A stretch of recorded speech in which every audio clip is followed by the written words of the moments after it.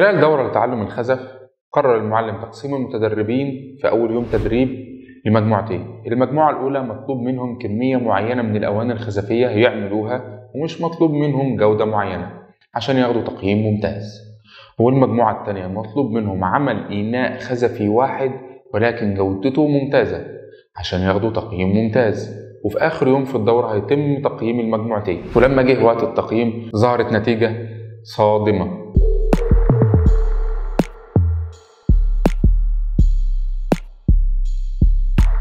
اهلا بيكم مع رسميكو. كملك القصه برو. ولما جه وقت التقييم لقوا ان الاواني الخزفيه الاعلى جوده كانت للمجموعه الاولى اللي كان مطلوب منها الكميه ومش مطلوب منهم جوده خالص، لكن المجموعه الثانيه اللي مطلوب منها الجوده وإناء خزفي واحد كان جوده الإناء سيئه.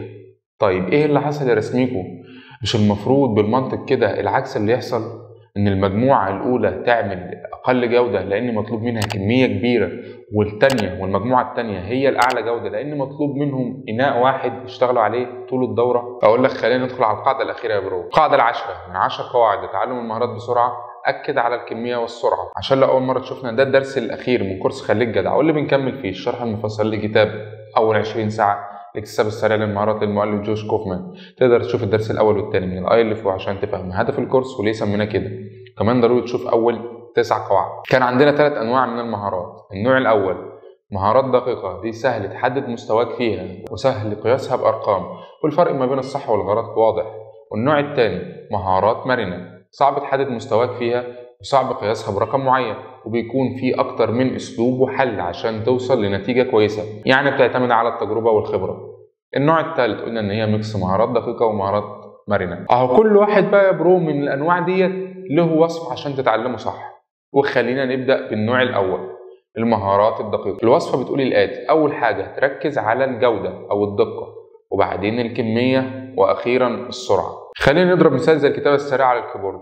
لازم الأول تتعلم تكتب الحروف صح ودقة الكتابة تكون عالية حتى لو كنت بتكتب ببطء، وحاول كل ما تغلط تصحح الأخطاء دي أول بأول بحيث تكون بنيت الأساسيات صح، وبعدين لما تكتب كلمات أكتر وتتدرب أكتر السرعة بعد كده هتيجي لوحدها. ليه بقى؟ لأن سهل إنك تزود سرعتك في حاجة أنت متعلمها صح وبدقة عالية، لكن صعب إنك تحاول تزود دقتك في حاجة أنت بتعملها بسرعة. حلو كده يا برو؟ وصلت؟ تمام. ناخد النوع الثاني، المهارات المرنة. الوصفة بتقول الآتي: أولا تركز على الكمية، وبعدين السرعة، وأخيرا الجودة.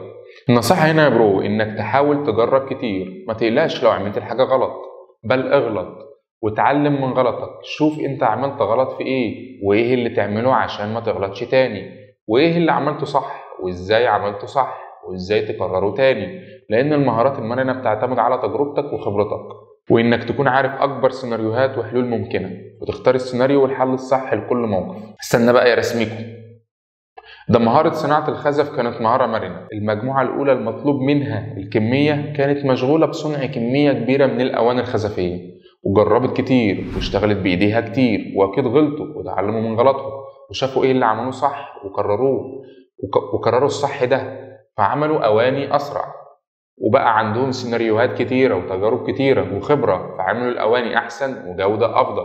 الله عليك يا برو، ما انت حلو يا برو. وكمل واقول لك المجموعه الثانيه المطلوب منها الجوده، قعدوا يتكلموا عن ازاي يعملوا الاناء الخزف المثالي، وكل واحد منهم طلع بنظريه فخمه عن ازاي هيعمل الاناء بتاعه، ومحدش فيهم جرب يعمل اواني كتيره ويتعلم من غلطه، لان مش مطلوب منهم اصلا غير اناء خزفي واحد. وفي الاخر ما كانش عندهم غير نظريات فخمه واناء خزفي بجوده ضعيفه. طب نتعلم ايه تاني يا برو؟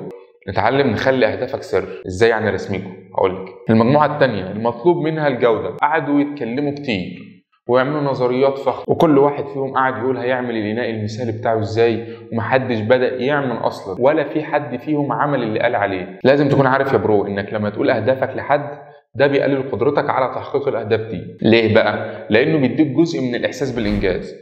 المفروض الاحساس ده برو يجي لك بعد ما تعمل الهدف ده، ولكن انت خدت الاحساس على الجاهز، فده بيقلل الدافع عشان تحقق الهدف ده. ازاي يعني يا رسميكو؟ انا مش فاهم، انا توه. زي في اول كل سنه يا برو تكتب على الفيس اهدافك اللي عاوز تحققها، وتقرا كام كتاب، وتلتزم في الجيم، وتخلص كام كورس، وبعدها وبعدها تلاقي تعليقات ولايكات ولاف وسبورت، ويجي لك اشعارات ده فلان الفلاني عمل لك تعليق وقال لك ما شاء الله، دي اهداف ذريه، وتدخل تشوف مين اللي عمل لك لايك، وفي الاخر التفاعل على البوست يقل ويتنسي وانت تنسى الاهداف، وفي الاخر ما عملتش حاجه. عرفت ليه يا برو اللي بيتكلم كتير مش بيعمل؟ لازم يا برو تخلي اهدافك سر، عشان لو حققته انت المستفيد ومحدش غيرك المستفيد، ولو لا قدر الله ما حققتوش يبقى محدش عارف خيبتك.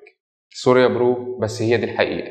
اوعى بقى يا برو تكتب اهدافك في بدايه السنه، احنا داخلين على السنه الجديده اهو، يبقى تعالى كده نراجع عشان لو تهت مني. خلاصه القاعده دي تعرف ايه نوع المهاره وايه الوصفه بتاعت كل نوع منهم في التعلم. رقم 2 تخلي اهدافك سر. حاجه مهمه اخيره يا برو، ان خلال تعلم جزئيه بمجرد ما توصل لمستوى مقبول انتقل للجزئيه اللي بعدها. هتقوله ده اسمه كروته يا رسميكو. فكرك يا برو لو نسيت، احنا مش بنسعى للاتقان على المستوى العالمي في اول 20 ساعه من تعلم المهاره. لو حاولت توصل للاتقان المثالي في المرحله ديت هتسبب لنفسك احباط ومش هتخليك تنجز حاجه. يبقى تركز على التدريب لوقت اكبر وتوصل للمستوى المستهدف في اسرع وقت. المقوله بتاعت النهارده بتلخص الحلقه دي كلها، كمان لله وحده. قول لي هتعمل اشتراك امتى بقى يا برو؟